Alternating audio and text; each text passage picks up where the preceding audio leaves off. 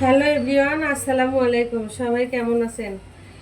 বাড়িতে গিয়েছিলাম, এই কয়েকদিন হয়তো ওইরকমভাবে ভিডিও দিতে পারিনি। আজকে বাড়ির থেকে এসেই দেখেন রান্না শুরু করে দিয়েছি।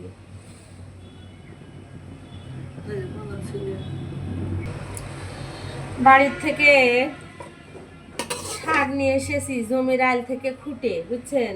বাজারের শাক তো অনেকেই খায়, আর এই শাকগুলো সরিষার তেল দিয়ে ভাজি করলে যে কি মজা রে ভাই, খেতে কিন্তু দুর্দান্ত স্বাদ লাগে।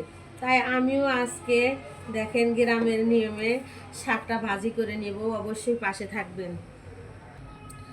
গ্রামের বাড়ির এই শাকগুলো অল্প করে ভাপিয়ে নিলে সবচেয়ে ভালো হয়, কিন্তু বেশি গদগদা সিদ্ধ করলে একটু মজা লাগে না। শুকনা মরিচ দিয়ে ভাজি করবো আর কি, ভাপিয়ে একটু কম করে ভাপ দিয়ে নিলাম।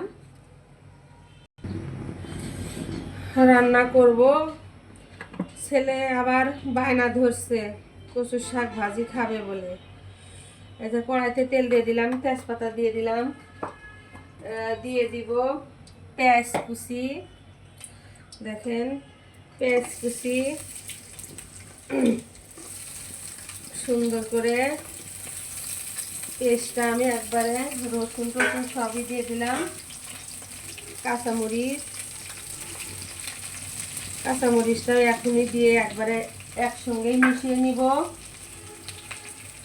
তারপরে উপকরণগুলো দিয়ে দিব আর কি।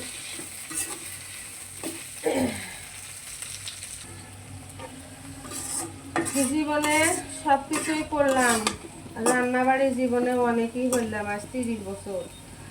রান্নাবাড়ি করতে করতে আর মন চায় না রান্না করি। এই যে আবার কি জোড়া দিছি ব্লগ, এটার জন্য এখন পড়ে মারা লাগে, বুঝছেন? বেটার প্রতিদিনই এই ইংসিং ও ইংসিং খাবো না, এরোথে ওডো ওডোথে ওডো। যেলে খাওয়া ভালো জিনিস সেলে ভালো খেতে চায় না মানুষ, যায় যেটা পছন্দ করে তার সেটাই করে দিতে হয়। এরকম তো সমস্যায় পড়ছি। আপনারা হয়তো বলবেন আপনি প্রতিদিন এলেই রান্না করেন।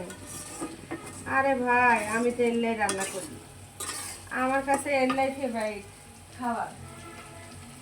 মাছ মাংস অত ভাল লাগে না।